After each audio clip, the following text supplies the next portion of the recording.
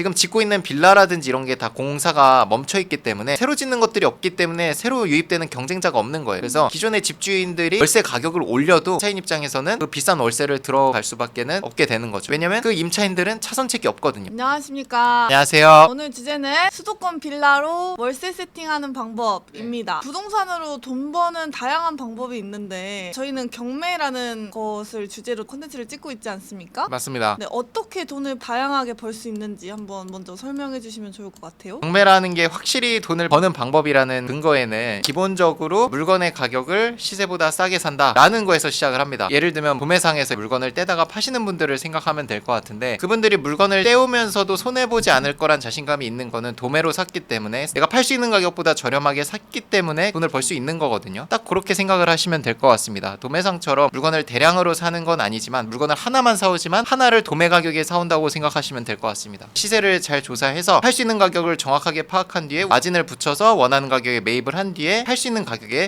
매도를 하면 되는 거죠. 그렇기 때문에 현재 부동산 시장이 좋지 않다, 분위기가 안 좋다 라는 관점에서 봤을 때, 이거를 사다가 바로 파는 입장에서는 부동산 시장 분위기가 지금 좋다 나쁘다는 영향을 받지 않습니다. 왜냐면 이걸 내가 오랫동안 가져갈 게 아니기 때문에. 이거는 단기 매도 기준으로 말씀을 드린 거고, 월세, 전세 요거는 부동산을 사서 파는 게 아니라 빌려주는 거죠. 그래서 요거는 기본적인 포지션이 보유의 입장으로 우리가 집주인이 돼서 적어도 2년 이상은 갖고 가게 되는 포지션이다 라고 보시면 될 것 같습니다. 자, 그럼 여기서 아까 단기 매도와 보유 포지션이 다른 점은, 내가 2년 동안은 부동산 시장에 영향을 받을 수가 있겠죠. 왜? 내가 집을 파는 시기는 지금이 아니라 2년 뒤일 수 있으니까. 2년이란 시간은 24개월이기 때문에 부동산 시장 분위기 안 좋으면 가격 자체가 바뀔 수가 있는 거거든요. 2년 뒤에 내가 이거를 지금 값에 팔 수 있을지, 아니면 더 비싼 가격에 팔 수 있을지, 아니면 손해보고 팔지, 이런 것들이 어느 정도 좀 예상을 한 뒤에 갖고 갈지 팔지 결정하시는 게 좋습니다. 갖고 가는 포지션에는 두 가지로 나뉠 수가 있는데요. 월세, 전세. 다들 아실 거예요. 내가 집을 빌려서 가는 거는, 내가 임차인이라고 하면은 월세 또는 전세 둘 중에 선택을 해야 되는 거죠. 하지만 많은 분들이 아시겠지만 지금 전세는 집주인도 그렇고 세입자분도 그렇고 많이 기피를 합니다. 저는 최근에 많이 말씀드리는 게, 경매로 받으신 분들이 보유를 하실 거면 무조건 월세로 갖고 가셔라. 왜 그러냐면 2년 뒤에 큰 보증금을 돌려드려야 될 일이 적을 뿐더러 월세 가격은 지금 이 시점에도 계속 올라가고 있습니다. 2년 뒤에 봤을 때 부동산의 가격도 올라갈 확률이 높지만 월세 가격은 매매 가격보다 훨씬 더 빠르게 지금 올라가고 있기 때문에 좋다라고 말씀을 드립니다. 결론입니다. 결국 부동산을 싸게 취득을 하면 바로 팔아도 돈이 되고요. 지금 시점에서는 가격이 내려와 있기 때문에 2년 뒤에 매도를 해도 지금 가격보다는 좀 올라 있을 걸로 판단이 됩니다. 더더욱이 2년 동안 내가 그냥 빈집 상태로 두는 게 아니라 월세로 2년 동안 보유를 하면서 매도를 하면 2년 동안의 월세 수익까지 합쳐지면 훨씬 더 큰 매도 차익과 월세 수익을 발생시킬 수 있을 거라고 판단이 됩니다. 지금 말씀드린 거는 경매고요. 제가 말씀드리지 않은 경매의 또 다른 장점은, 내가 2억짜리를 1억 5천에 매입을 할 거고요. 대출은 2억을 보고 나오기 때문에 내가 묶이는 돈이 거의 없습니다. 단기에 매도 차익을 만들 수 있는 것 외에 가장 큰 또 다른 장점이라고 저는 생각을 해요. 보증금을 받고 나면 묶이는 돈이 거의 없습니다. 반면에 일반 매수로 설명을 드릴 텐데요. 일반 매수는 대출이 많이 나와도 70%입니다. 70% 대출을 받고 보증금을 받아도 내 돈이 어쩔 수 없이 수천만 원씩 묶이게 돼 있어요. 그런 구조입니다. 플러스 내가 지금 시세대로 사는 거니까 지금 단기에 팔 수가 없습니다. 무조건 이거는 일반 매수로 사면 내가 2년은 보유를 하셔야 돼요. 강제적으로 2년 동안 보유를 해야 되는데 2년 뒤에 가격이 올라 있을지 떨어져 있을지, 사실 뭐 앞에서는 올라 있을 확률이 높다라고 말씀을 드리지만 그거는 싸게 산 기준으로 말씀을 드린 거고요. 일반 매수로 봤을 때는 지금 가격에서 오르지 않았다면 팔 수가 없는 겁니다. 손해보고 파는 게 아닌 이상 내가 2년 뒤에 오르지 않았다면 팔 수도 없어요. 그러면 어쩔 수 없이 3년 4년 지나야 됩니다. 내가 이 물건을 보유하면서 내는 재산세, 물건이 크다면 종부세까지 나올 거고요. 플러스 거기에 들어간 돈, 대출 70% 받고 월세 보증금을 받아도 돈이 묶일 수밖에 없습니다. 그렇다고 해서 전세를 받는다고 해서 돈이 안 묶일까요? 그렇지 않습니다. 2억짜리 집이 전세가 2억이 아니잖아요. 내 돈이 전세를 뺀 만큼은 돈이 묶일 거기 때문에 첫 번째, 돈이 묶인다, 큰 돈이 묶인다라는 게 경매와 비교한 단점이고요. 두 번째는 현 시세대로 사는 거기 때문에 2년 뒤에 올라 있지 않으면 내가 팔 수 없다, 또는 손절하고 팔아야 되거나 아니면 시세 차익 없이 팔아야 되거나. 시세 차익 없이 팔았다는 거는 내가 2년의 기회비용을 날린 걸 생각하면 사실은 손해 본 거죠. 이렇게 비교를 해서 말씀드리면 경매로 매입을 하는 게 얼마나 큰 장점인지 여러분들이 좀 비교가 되실 것 같습니다. 자, 그러면 일반 매수로 전세 끼고 매수한 갭 투자와 경매로 취득을 해서 전세를 두는 것과 좀 비교를 해보겠습니다. 갭 투자라는 건 애초에 이제 전세를 낀 채로 매수를 하는 거고, 전세가 1억 7천, 매매가 2억이면 우리가 3천 갭으로 매수를 하는 겁니다. 이것도 기본적으로 지금 시세대로 사는 거기 때문에 지금처럼 가격이 떨어져 있을 때는 오히려 매력이 있을 수 있을 것 같아요. 왜냐면 매매가랑 전세가랑 거의 차이가 없거든요. 거의 갭 없이 취득을 할 수 있는 장점이 있습니다. 일반 매수도. 근데 경매라는 거는 우리가 기본적으로 2억짜리를 1억 7천에 사는 거기 때문에 전세 맞췄을 때 돈이 더 생기기도 하고 돈이 거의 안 묶이는 경우가 대부분입니다. 물론 아파트처럼 매매가 5억인데 전세가 2억 7천이다 이러면 돈이 묶일 수밖에 없지만, 왜냐면 5억짜리를 2억에 살 수는 없잖아요. 5억짜리를 보통 낙찰 받는 게 잘 받으면 4억 초반, 보통적으로 받으면 4억 5천 정도가 되는데, 아파트 기준으로는 돈이 묶일 수밖에 없지만 묶이는 돈도 경매랑 일반 매수랑 비교했을 때 훨씬 더 경매가 작을 수밖에 없습니다. 왜? 내가 싸게 산 폭만큼은 돈이 더 적게 묶일 수가 있는 거예요. 전세 세팅 했을 때. 그래서 그렇게 봤을 때도, 전세로 맞췄을 때도 내 돈이 안 묶이는 기준에서는 경매가 훨씬 좋다라고 말씀을 드릴 수 있고, 매도는 사실 앞에서 다 정리를 해드렸습니다. 경매만 유일하게 단기 매도가 가능하고요. 일반 매수로 매입을 하면 2년 동안은 집을 팔 수가 없겠죠. 그래서 단기 매도가 가능한 건 경매만 가능하고, 일반 매수는 2년 동안 보유를 기본적으로 해야 되고, 2년 뒤에 집값이 안 올라와 있을 때는 다시 한 번 더 보유를 해야 되는. 근데 경매는 애초에 싸게 산 갭이 있기 때문에 2년 뒤에 집값이 안 올라와 있어도 그냥 월세 수입 받고 2년 뒤에 시세 차익을 만들 수 있는 거죠. 시세가 안 올랐어도. 왜냐면 내가 싸게 샀으니까. 지금은 수도권 빌라 보유해라라고 이렇게 말씀을 해주셨는데, 시기에 따라서 경매 전략도 다를 것 같아요. 상승장과 하락장, 어떻게 전략을 짜면 좋을지도 설명해 주시면 좋을 것 같습니다. 제가 올려던 기존 영상들을 좀 참고하시면 좋을 것 같은데, 하락장이라고 소위 말하는 지금 시기에도 이제 방송을 하고 있고, 상승장이라고 얘기했던 2021년, 2022년 가격이 엄청나게 오를 때도 방송을 했었습니다. 그때 영상을 보시면 여러 가지를 말씀드렸었는데, 기본적으로 하락장에서는 집을 매수하는 사람은 잘 없습니다. 무슨 말이냐면, 단기 매도를 많이 말씀은 드리지만 지금 같은 분위기에서 우리 같은 투자자를 제외하고 일반 사람들이 집을 잘 사지 않습니다. 왜냐면 집값이 더 떨어질 거라는 공포감이 있기 때문이죠. 집을 살려던 사람도 보류하고 1년 뒤, 2년 뒤에 집을 사겠다라고 마음을 바꿔요. 집값이 더 싸져 있을 것 같으니까. 그래서 지금 같은 시점에는 정말 단기 매도를 하겠다라고 하면은 경매로 정말 싸게 사서 정말 싸게 내놔야지 거래가 됩니다. 싸게 내놔도 거래가 쉽게 되진 않아요. 그렇기 때문에 지금 시점에서는 저는 보유하라고 말씀을 드립니다. 야, 그러면 보유했을 때 더 떨어져 있으면 어떡하냐 라고 말씀을 주시지만, 사실 제가 봤을 때는 상승장이었다 떨어질 때가 무서운 거지, 지금 하락장이 시작된 지가 1년이 넘었는데 여기서 더 가파르게 떨어질 것 같진 않거든요. 적어도 2년 뒤, 그러니까 2년 동안 많은 일이 있을 수 있겠죠. 떨어질 수도 있고 뭐 오를 수도 있고, 떨어졌다가 오를 수도 있고, 올라갔다 떨어졌을 수도 있는데, 제가 2년 뒤에 결과론적으로 봤을 때는 가격이 올라있을 확률이 높다라는 겁니다. 그리고 물건을 갖고 가면서 월세 세팅을 한다고 했을 때 받을 수 있는 월세 수익이 상당하다고 생각을 합니다. 월세가 지금 계속 가파르게 오르고 금리는 조금씩 낮춰줄 움직임이 보이긴 하거든요. 뭐 요거는 장담을 하지는 못하겠지만, 어쨌든 가지고 가면서도 돈을 벌 수 있고, 그리고 마지막에 팔 때도 돈을 같이 벌 수 있기 때문에 그거를 합치면 차익이 지금 당장 파는 것보다는 훨씬 더 클 거라는 생각이 듭니다. 다만 이제 2년 동안 주택수가 하나 더 늘어나는 거기 때문에 요거에 대한 재산세라든지 종부세가 나오시는 분들은 종부세가 좀 더 나올 수 있고, 그런 리스크는 있지만 그 정도는 내가 월세를 받으면서 충분히 상환이 될 수 있다고 생각을 합니다. 반면에 이제 상승장에서는 가격이 가파르게 오르고 있기 때문에 일반인들도 불장이라고 하죠. 불나방처럼 자산시장에 들어오는 거죠. 왜냐면 우리가 2021, 22년도를 돌이켜보면 투자를 생각하지 않았던 사람도 투자를 했던 이유가 뭐냐면, 내가 뭐 200만원, 300만원 저축을 한다고 한들 자산 가격이 한 달에 1000만원씩 올랐기 때문에 야, 너 투자 안 하고 뭐, 이런 커뮤니티 사이트에 조롱성 댓글들도 정말 많았고요. 뉴스 기사에서도 지금 집 안 사면은 영원히 못 산다, 이런 뉘앙스로 뉴스 기사가 정말 많이 나왔었거든요. 그렇게 이제 일반 사람들까지 자산시장에 들어오게 되면서 거품이 끼기 시작하는 거죠. 그런 시장에서는 내가 그 중에 하나가 돼서 부동산을 매수하는 게 아니라 팔아야 됩니다. 내가 집을 매도하는 입장에서는 집이 정말 잘 팔려요. 하락장보다 상승장에서 집이 훨씬 더 잘 팔린다라고 말씀을 드릴 수가 있을 것 같고요. 우리는 경매로 싸게 취득을 하기 때문에 사고 바로 판다라는 포지션에서는 지금 같은 하락장보다는 매도가 잘 되는 상승장에서 하는 게 더 맞습니다. 그리고 내가 명도하고 대출받고 인테리어하는 그 3달 기간 동안에도 싸게 산 거보다 더 많이 올라 있을 수 있거든요, 가격이. 반면에 또 상승장의 경매 시장에도 사람이 많기 때문에 입찰 경쟁이 좀 심하다라는 단점은 있지만, 받기만 한다면은 매도했을 때 훨씬 더 하락장보다 잘 팔린다라는 장점이 있을 것 같습니다. 정리해서 말씀을 드리면, 빌라를 보유해도 너무 좋은 이유는, 첫 번째, 기본적으로 돈이 안 묶이게 도와줍니다. 부동산 분위기가 안 좋기 때문에 건설 경기를 살리기 위해서 여러 가지 규제를 해제함으로써 집을 보유하는 데 있어서 부담감을 줄여주려고 정부 차원에서 노력을 합니다. 재개발을 완화한다든지 아니면 대출을 풀어준다든지, 예를 들면 지방에 있는 아파트라든지 빌라는 취득세 중과를 1억 선에서 2억까지 완화해준다, 뭐 이런 얘기도 나오고 있죠. 그런 분위기이기 때문에 점점 내가 보유하면서 부담감이 줄어들 수 있기 때문에 보유하는 데 있어서 부담감이 줄어들 거다 말씀을 드릴 수 있을 것 같고, 두 번째는 앞서서 말씀드렸던 월세가 계속 오르고 있다라는 겁니다. 내가 보유하는 데 있어서 부담은 줄어드는데 받을 수 있는 수익, 월세는 올라가고 있고요. 이 올라가는 폭은 앞으로 계속 커질 걸로 예상이 됩니다. 왜냐면 세 번째 얘기인데, 지금 짓고 있는 빌라라든지 이런 게 다 공사가 멈춰 있기 때문에 기존의 집으로 내가 월세를 받거나 내가 월세를 주거나 해야 되는데, 지금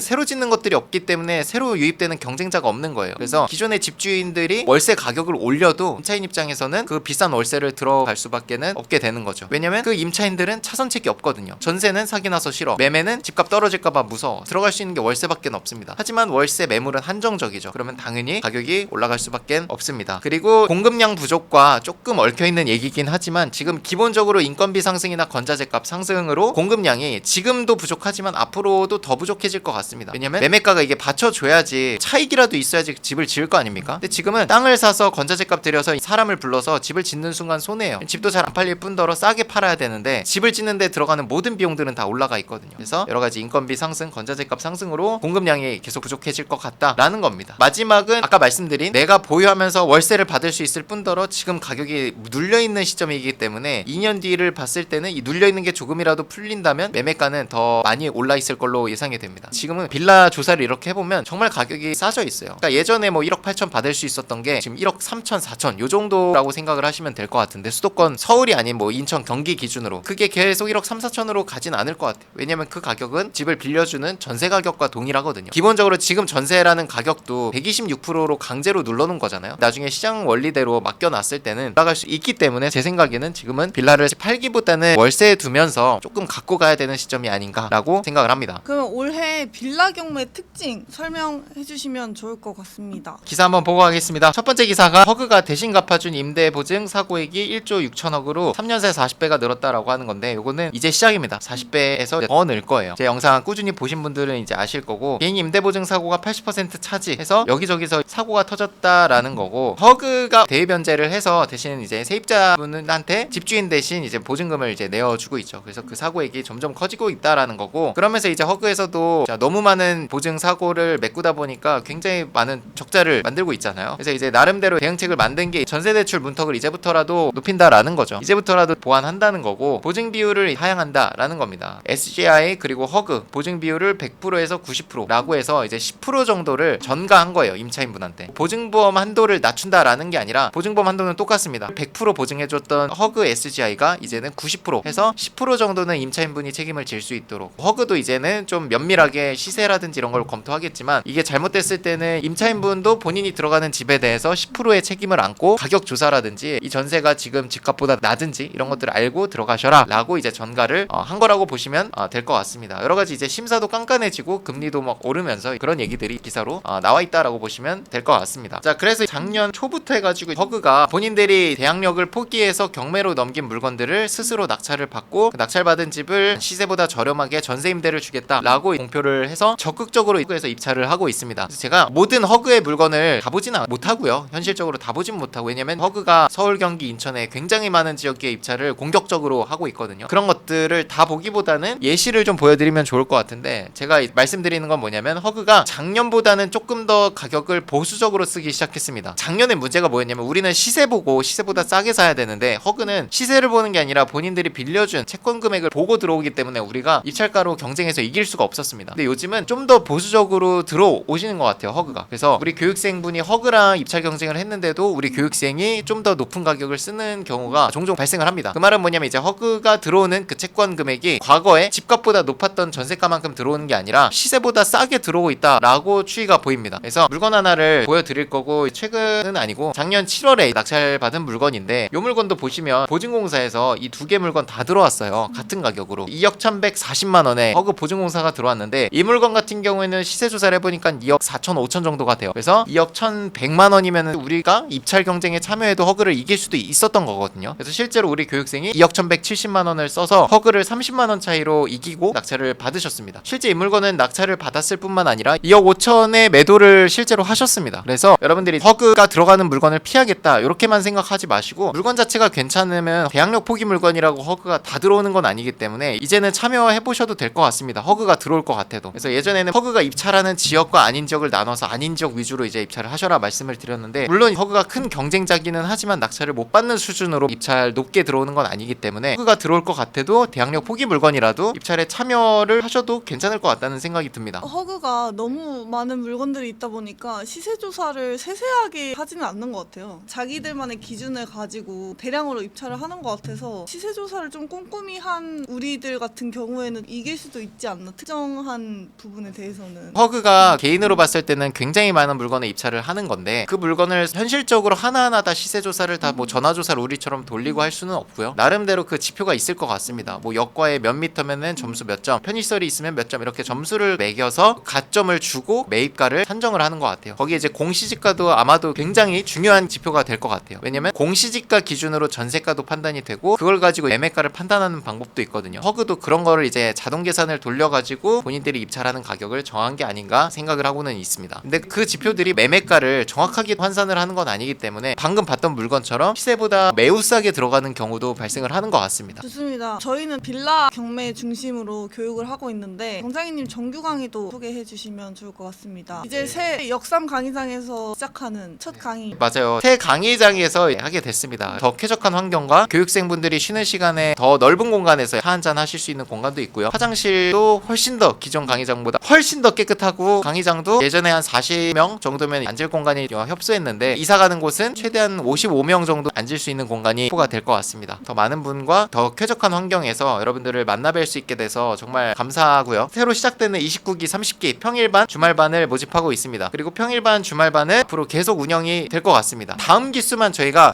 잡힌 일정이 있어가지고 31기만 잠깐 건너가고 31기, 32기 요때가 지나고 나서는 계속 평일반도 목요일반이 운영이 되니까 여러분들 일정에 참고해 주시면 좋을 것 같고 제 강의는 기본적으로 교육만 하는 게 아니라 여러분들이 스스로 참여하게끔 만들어 드립니다. 수업 시간에 퀴즈라든지 미션, 여러분들 조별 발표 이런 것들을 통해서 여러분들이 스스로 투자자로 성장하게끔 독려해 드립니다. 그 미션을 통해서 개별 점수만 매기면 안 하시더라고요. 그래서 팀으로 해가지고 내가 미션을 안 하면 팀원들이 피해 볼 수 있도록 구조를 짜놨습니다. 그래서 6주 동안은 굉장히 빠듯하게 운영이 되지만 확실히 이거를 끝내고 나면은 6주 뒤에 바뀐 스스로를 많이들 발견하세요. 그래서 리뷰를 보셔도 되는데 리뷰 보면은 큰 금액을 내고 오셨음에도 평점이 다 만점이에요. 300만 원을 내고 왔으면 기준치도 높을 텐데 이렇게 다 평점이 만점이라는 거는 그 이상으로 훨씬 만족을 했다는 거죠. 강의가 끝나고 났다고 그저 끝나는 게 아니라 계속 또 연을 유지해서 주기적으로 이제 만나기도 하고 피드백을 계속 받을 수 있고 단톡방도 기간 제한 없이 계속 운영을 하기 때문에 더 만족을 하고 안심하고 투자를 하시는 것 같습니다. 교육생분들이 잘 돼서 연락을 주시면 저희 리치스쿨에도 좋은 거니까 계속 이제 그렇게 소통을 하고 있다. 강의료가 300만 원이다 라고 하지만 사실 이 가격에는 끝나고 나서 계속적으로 운영되는 대행 서비스들부터 해서 계속적으로 2년을 유지하는 멤버십 비용이라고 생각을 해주셔도 좋을 것 같습니다. 오늘도 고생 많으셨습니다. 고생 많았습니다.